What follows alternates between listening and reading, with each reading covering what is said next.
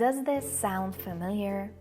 You know you want to have more international experiences as a professional, and you also know how important it is to speak English confidently. But when it's time to actually speak English, fear stops you. You either freeze and don't say anything, or you just try to avoid situations in which you have to speak. You have many skills and talents, but at times you feel invisible. At other times, when people start to notice you or approach you, you feel stressed and can't express yourself or speak confidently. In this video, I want to talk about how we can overcome the fear of speaking English as a professional. If you need to use English in real-life situations, the answer isn't only memorizing more grammar and vocabulary. So let's start. Traditional schools focus on perfection, but as a professional, your focus needs to be something else. Your main goal isn't to pass an exam or get good grades. Your goal is to make an impact or connect with the people around you, which needs learning other essential skills too. People often think you either speak English or you don't. But that's a very simplistic way to look at it. Speaking has 3 different layers, and I got to understand this after years of teaching and coaching professionals and having international experiences myself. So this is my experience using the English language in real-life situations. So let's start from the base.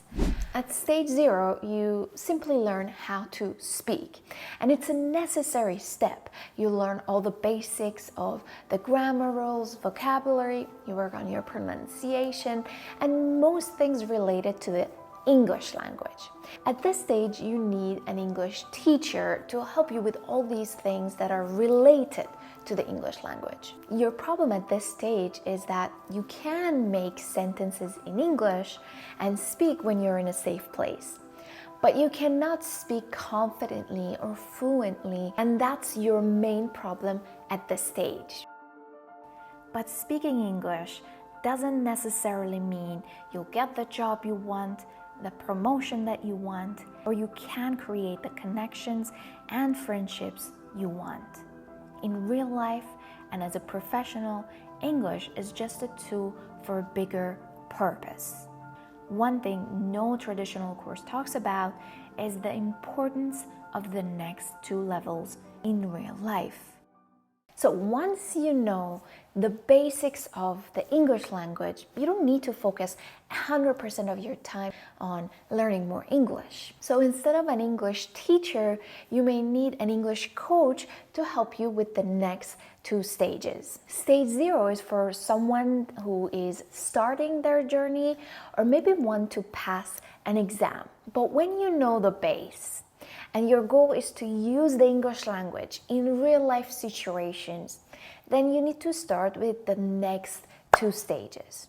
So, what are they? Stage 1 is all about speaking English confidently. It's learning how to feel confident and included when speaking English. It's about how to become strong mentally and resilient. Now, for example, when someone laughs at you, you don't take it personally and you still feel confident and can react professionally. Once you learned all these, then it's time for the stage 2, which is all about effective communication in English. This stage is all about learning all the essential skills that you need in real-life situations to make a positive impact and connect deeper with others around you. In these 2 final stages, English language is only one piece of the puzzle, and leveling up from stage 0 to the next 2 stages need a plan that is based on your goals and who you are. Because if you think about it, you can't have the exact same plan if you're an introvert or you're an extrovert. These 2 people are completely different personality types. An English coach can help you for the next 2 stages to speak English confidently and communicate effectively. If these are the things that you're interested in, then I prepared a mini training that talks about these things more in depth. You can click on the link in the description for more details. So now that we covered the speaking part, it's time for the fear part.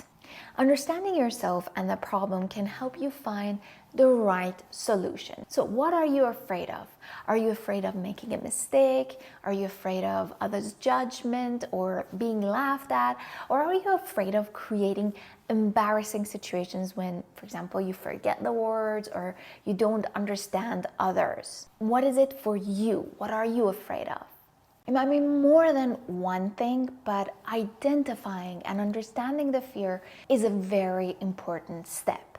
You can understand this by journaling and self-reflection. And when you get deep, you understand that most of the fears have nothing to do with your English language. So you need to work on other skills because it's all like a connected system. You can't wait to know everything, to be sure of yourself and feel confident. If you think about it, you can never reach a point where you know everything and understand everything in this world. That's an unrealistic expectation. Even native speakers who have known English pretty much all their lives can't know everything.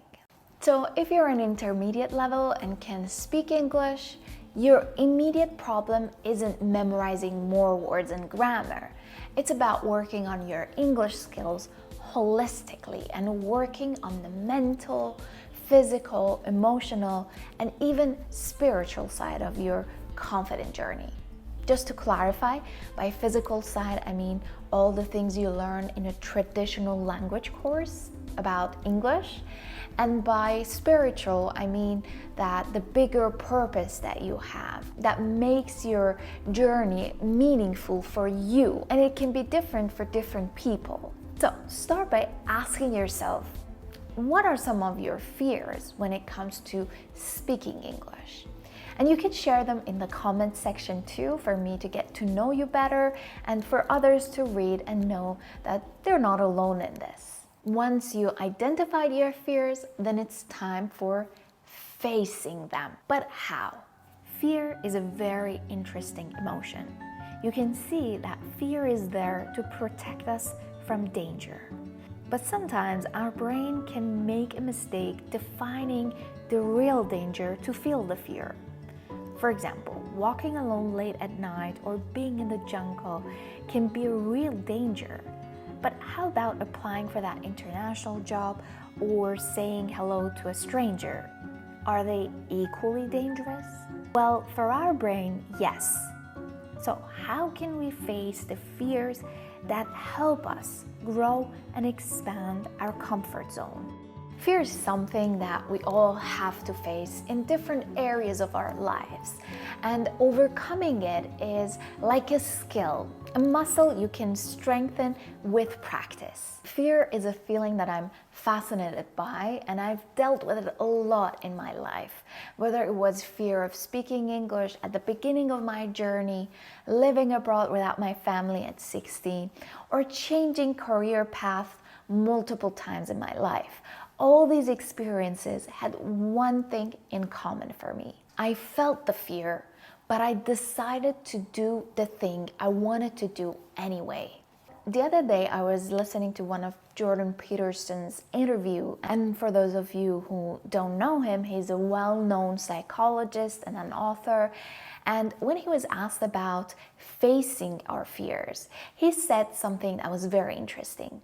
He talked about exposure therapy. But what is it? Exposure therapy is when you intentionally put yourself in situations that you're afraid of little by little. For example, let's say you're afraid of using elevators.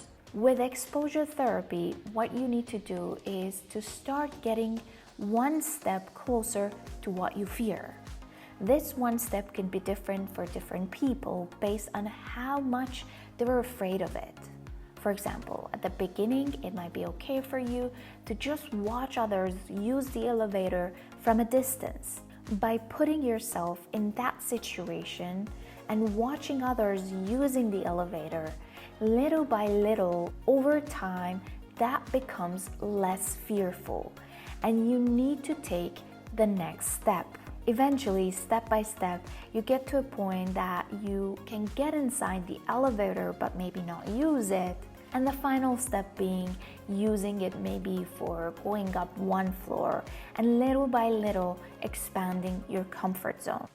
So he said, gradually exposing yourself to what you fear until you do it is the solution. But that wasn't the most interesting part of what Jordan Peterson taught me.